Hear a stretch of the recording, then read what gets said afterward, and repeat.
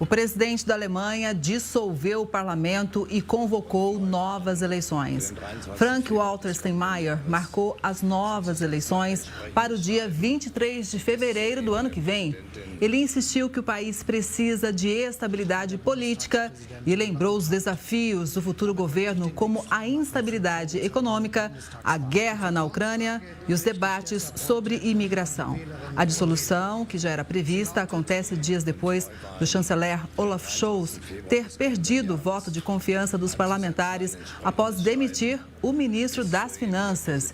E quem chega para fazer uma análise sobre a crise política na Alemanha é o Vladimir Feijó, que é analista internacional, doutor em Direito Internacional e professor da Uni-Arnaldo. Professor, bom dia, seja muito bem-vindo sempre ao Mundo Record News. Era uma notícia, obviamente, aguardada, como eu disse há pouco, mas o fato é que mostra como que esse momento também é sensível na Alemanha, né?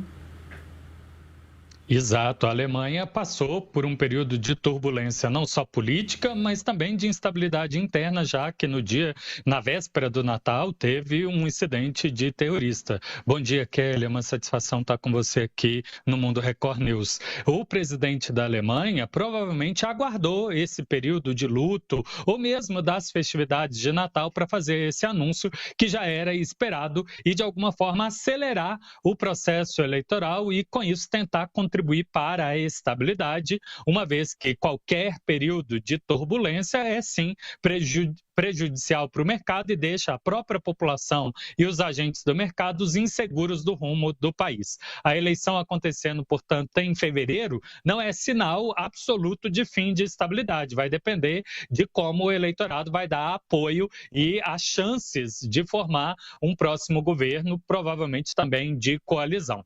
A CDU, agora, na última pesquisa de eleição que se teve, no dia 16 de dezembro, teve uma redução de expectativa de voto de 33% para 31%.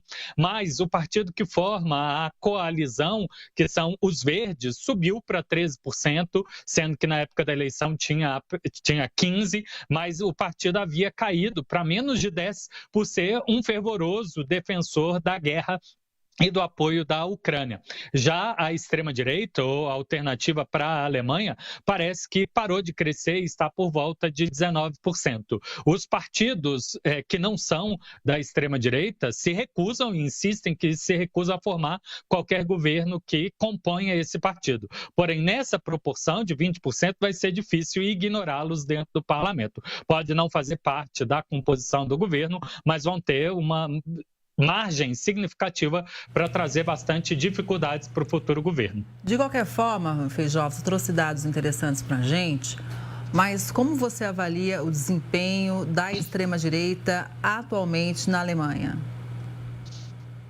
Em especial, Kelly, eles têm uma plataforma muito aceita pela população, uma que defende o retorno ao controle de algumas políticas pela Alemanha, dentre eles, inclusive, o controle de imigração, e se espelha propagandisticamente com o que outros governos da Europa têm feito, como o da Hungria, até agora mais recente, da Holanda, um país extremamente progressista, mas também que abandonou essa regra da União Europeia, da área Schengen, né, que permite a livre circulação das pessoas no território.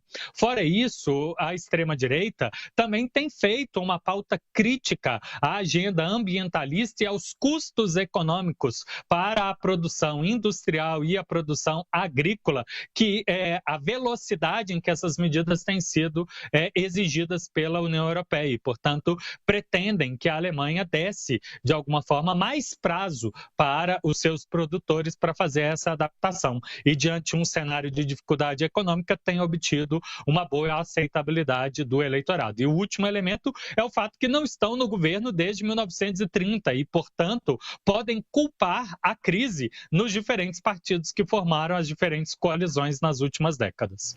Professor, para todo mundo entender, né, qual que é o peso, a importância da Alemanha no apoio à guerra contra a Rússia, ou seja, no apoio à Ucrânia?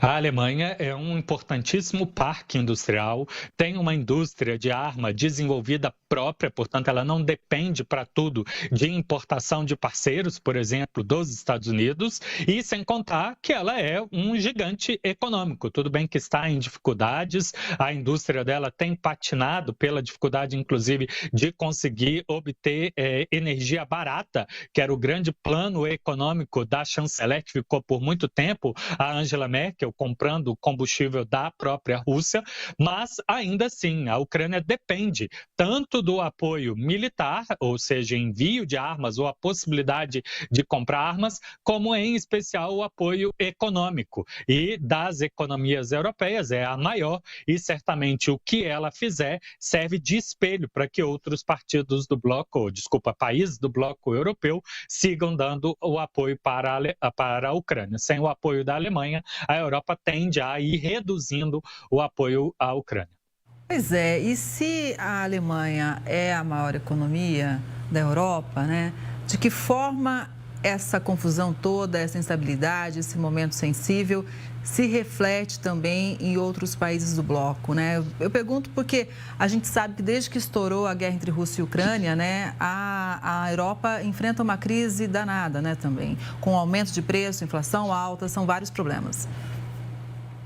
Isso seguindo inclusive da pandemia e toda a crise logística mundial, a revisão da globalização. A União Europeia, na sua configuração atual e na sua origem, depende de um projeto de construção de uma paz no continente através da interconexão dos mercados, da livre circulação de produtos e, em determinado momento, também de serviços. E aí depende da livre circulação de pessoas. É um projeto, Kelly, que pretende a pacificação do continente a partir da construção dessa interdependência. Mas isso significa trocar um pouco de decisões soberanas, ou seja, cada país fazer o que bem interessa, para um acordo de cooperação, ou seja, encontrar respostas coletivas para os seus diferentes problemas. Acontece que, em momento de grande crise econômica, a cooperação parece ser muito lenta, depende de negociação, de troca e compensações entre os diferentes governos. E diante de uma crise, não só econômica, e agora uma crise militar,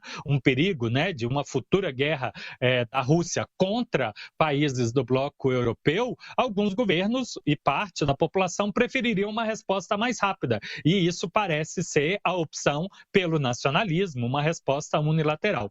Porém, é um jogo político que diferentes setores lembram as vantagens de manter unidos, mesmo em momentos de crise e de dificuldade. É uma questão agora de saber vender isso para o eleitorado, ou pelo menos os governos bancarem decisões de cooperação, mesmo que isso signifique rusgas e perdas eleitorais momentâneas, projetando grande instabilidade para o futuro. E lembrando, né, se quebrar tudo que foi feito nos últimos 70 anos, todo o cálculo tem que ser refeito, inclusive o cálculo de produção, o cálculo de bem-estar, e isso pode também ser uma ferramenta de propaganda eleitoral.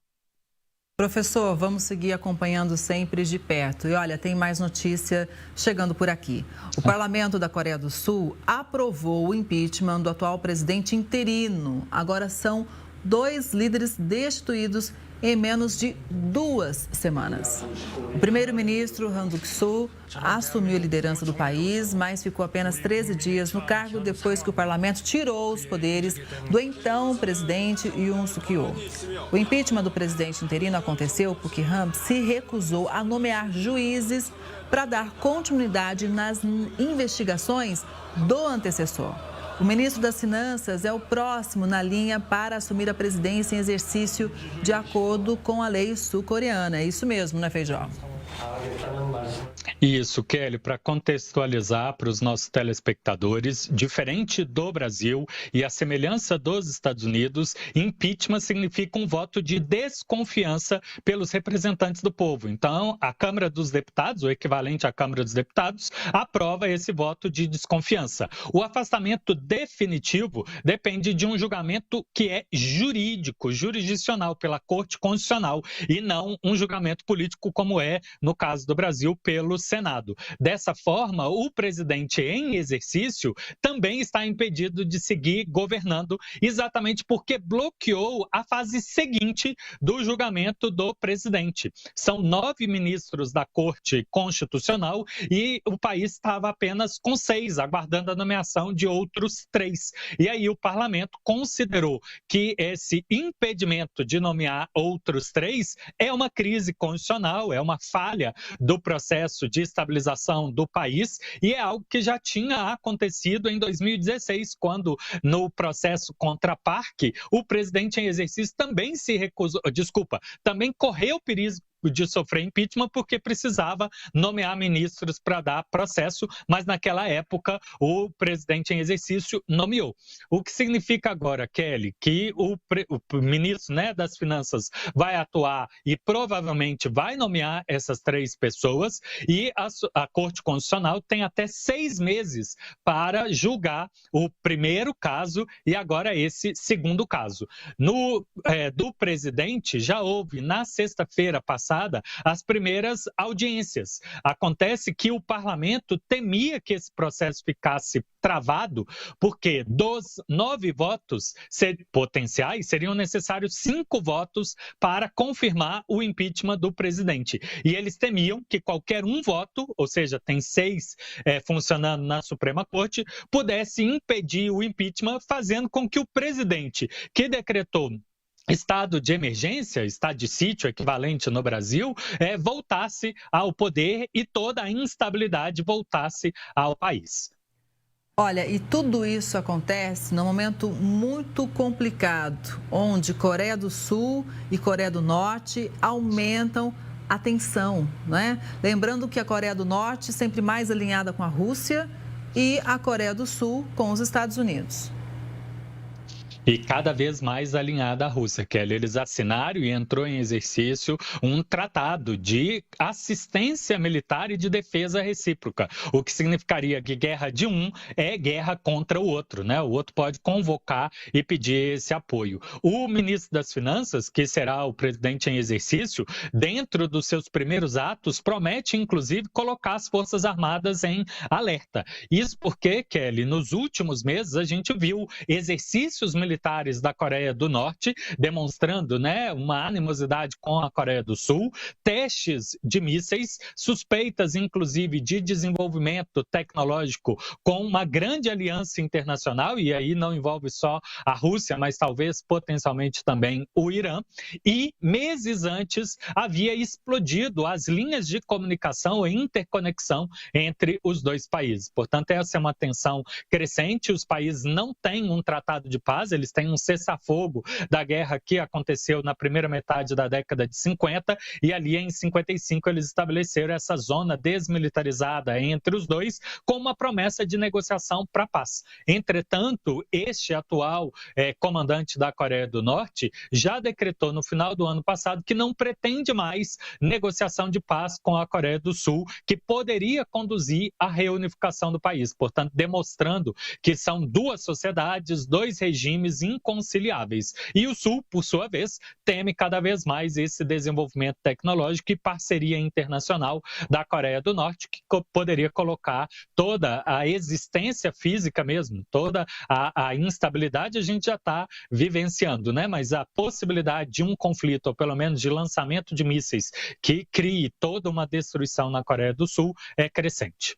Pois é, né? Existe todo esse temor em relação à Coreia do Norte, né? Ainda por cima, com instabilidade política, a situação complica ainda mais. Feijó, sempre para a gente é importante contar com a sua análise. Muito obrigada, um bom dia para você e até a próxima. Contem comigo sempre, Kelly. Abraço, bom trabalho. Obrigada para você também.